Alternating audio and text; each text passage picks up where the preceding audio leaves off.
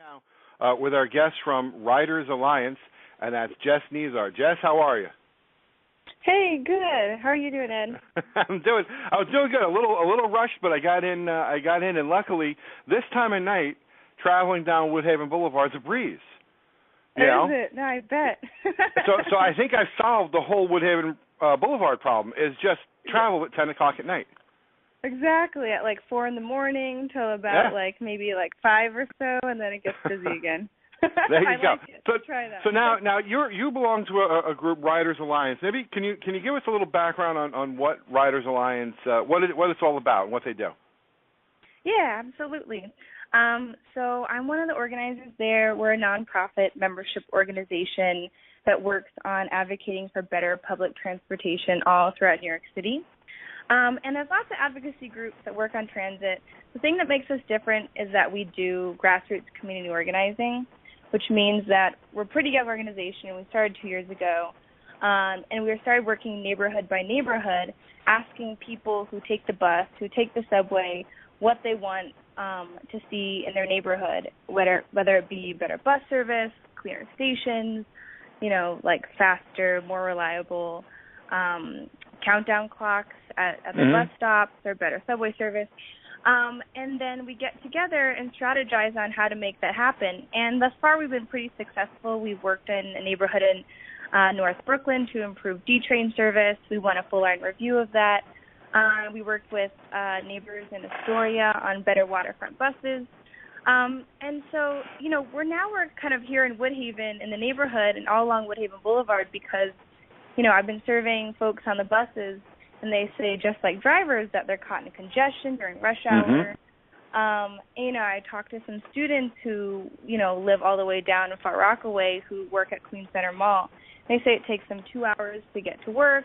That's after they go to school. And so, something really needs to be done, and I know that you know this really well.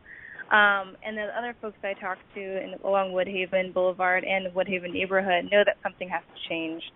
And so that's where we're starting off. So we're having this meeting that's coming up on Monday, June 16th, and we want to bring bus riders together just to talk about, how we can improve bus service, improve pedestrian safety, and, in the end, make it better for cars, too, who, also use the roadway and know well enough that during rush hour it takes you a long time to get home, right?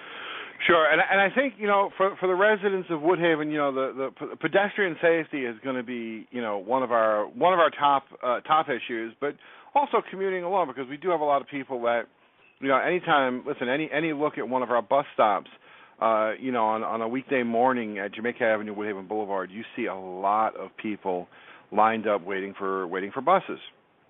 And the wait for a bus that's stuck in traffic takes a long time. We do see a lot of a lot of congestion on that road. And any of us who have traveled in traffic along there can attest to how long it takes just to get up the boulevard. So what are some of what you've seen in your experience?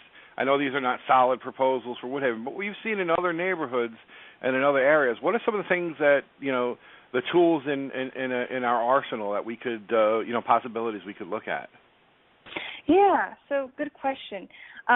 So I don't know how familiar everybody is with select bus service. There's a lot of different things that the city has tried and can do to increase bus service. One of the things that makes buses slow are obviously traffic congestion, but is also when they have to compete with cars to merge, which can be really dangerous. Another thing is, just waiting in the huge lines that you just mentioned to collect fares. One by one, people dip their ticket in, and that takes a lot of time at every single stop. And so one of the things they're looking at is something called select bus service, which would make buses faster. There's something called off-board fare collection. So while you wait, you can actually pay your fare just like the subway. And then they would have their own bus lanes, and so that cars wouldn't be able to go in them, but they also make it easier so that, cars and buses aren't competing with each other when they're merging, when you're trying to make a right turn lane at certain intersections. And so the bigger picture is that they redesign the street, and so that buses are able to, go faster, so that cars will be less congested within traffic, and that also, everybody's a pedestrian. People who drive cars, people who take the bus, and so that for pedestrians it's safer as well. Mm-hmm.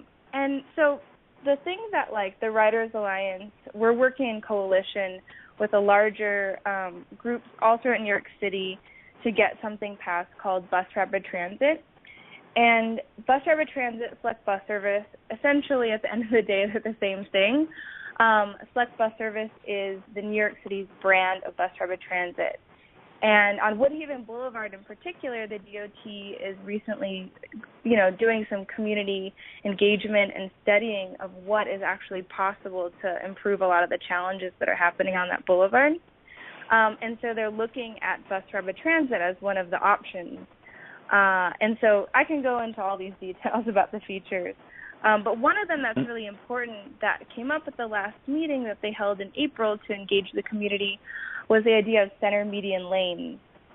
And so it wouldn't take away parking spots on the edge. It would be in the very center where the buses could run. It would also build out a larger pathway for pedestrians to stand. So, if you can't cross Woodhaven Boulevard in one stretch, that you could wait in the middle and it would be protected barrier there. Mm-hmm. So there are a lot of different, options, and we really want to, as transit advocates, ask the DOT to really consider the best, high-quality, world-class feature of bus service and street design that they can actually do on Woodhaven Boulevard, as opposed to a lot of more narrow streets throughout the city. Excellent. Listen, I think it's going to be I think it's going to be an interesting meeting, and I'm really curious to see what people come out and say. And what I have heard from some people is, and there's a concern because when we see people debate this, especially people who are frustrated with the traffic on Woodhaven Boulevard, we hear them, really want to try and speed things up. And what we don't want is to trade safety for speed. So I appreciate your approach where, safety is paramount. And, one of the things that we see is, the amount of time to cross Woodhaven Boulevard is unreal. We see seniors. The event I was at tonight is a great example. At Emanuel, right on Woodhaven Boulevard, it ends at 9:30, and we got people who walk to it and who are now going to be crossing Woodhaven Boulevard, elderly people, and now who are probably going to be standing in the middle of Woodhaven Boulevard, not on any island or anything, but just basically standing in the middle of the road at night, and that's a frightening prospect. Oh, absolutely, yeah. And at that intersection right where Emanuel Church is, the median is very, very small. If you would be frightened to be caught in the middle of that. And, folks that we talk to on the bus, or even folks who are just, walking down the street that we talk to, some of them say that they take the bus out of their way to a different stop because they don't like to cross at certain intersections. And that's a waste of time for them, right? Yeah. Absolutely, yeah, because there actually is technically no median there because it stops before the crosswalk. So when you stop there, you are naked. You are standing there. Out in the open. You are a speed bump. It's what you become. And That's it is very, very frightening. So we have. Go on. I'm sorry. Go ahead, please. Oh, I was just going to say that it's the most dangerous, has the highest traffic-related pedestrian fatalities in all of Queens. And so a lot of people, think of a Queens Boulevard, which is absolutely dangerous too, but Woodhaven, surprisingly, has the most fatal. So really, absolutely, something has to be done about that, and we really hope that this can be one of the options to get there.